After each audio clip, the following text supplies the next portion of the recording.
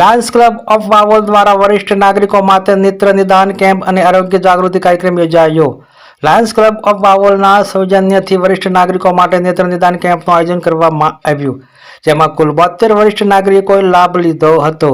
તપાસ દરમિયાન આંખ સંબંધિત તકલીફો, મોતિયો તેમજ આંખના અન્ય રોગોનું નિદાન કરવામાં આવ્યું હતું.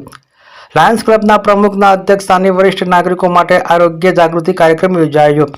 આ પ્રસંગે ડોક્ટર સતીશ મકવાણા દ્વારા ભારત સરકારના આરોગ્ય અને પરિવહન કલ્યાણ મંત્રાલયના national programme for health care of elderly અંગે વિસ્તૃત માહિતી આપવામાં આવી હતી.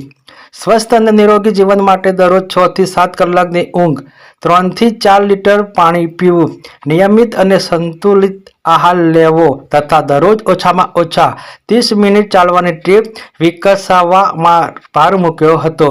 લાયન્સ ક્લબ ઓફ વાવોલના પ્રમુખ પ્રેમલસિંહજી ગોલ, પ્રમુખ પ્રકાશભાઈ ઠાકર, સચિવ નિરંજનભાઈ શાહ, વાવોલ સિનિયર સિટીઝન મંડળના પ્રમુખ પ્રફુલભાઈ ગજ્જર સહિત મોટી સંખ્યામાં વરિષ્ઠ નાગરિકો ઉપસ્થિત રહ્યા હતા.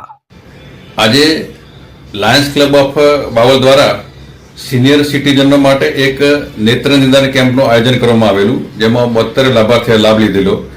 એમાં ખાસ કરીને એ લોકોને દ્રષ્ટિ ખામી, ગ્લુકોમા અને કેટરેક્ટ વિશે જાણકારી આપવામાં આવી અને નિદાન કરવામાં આવ્યું.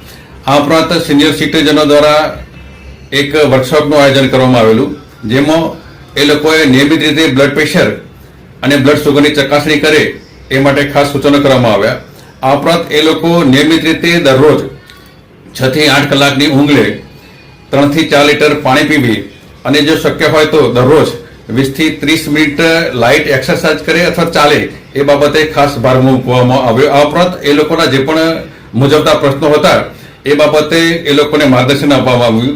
આ ઉપરાંત સરકારશ્રીના આરોગ્ય વિભાગ દ્વારા ચાલતા national programme for health care of elderly વિશે વિસ્તૃત જાણકારી આપવામાં આવી અને એ લોકોને પોતાના કોઈ પણ આરોગ્યના તકલીફ હોય તો નજીકના આયુષ્માન આરોગ્ય કેન્દ્રમાં જઈને પોતાની તપાસ કરાવે એ માટે ખાસ માર્ગદર્શન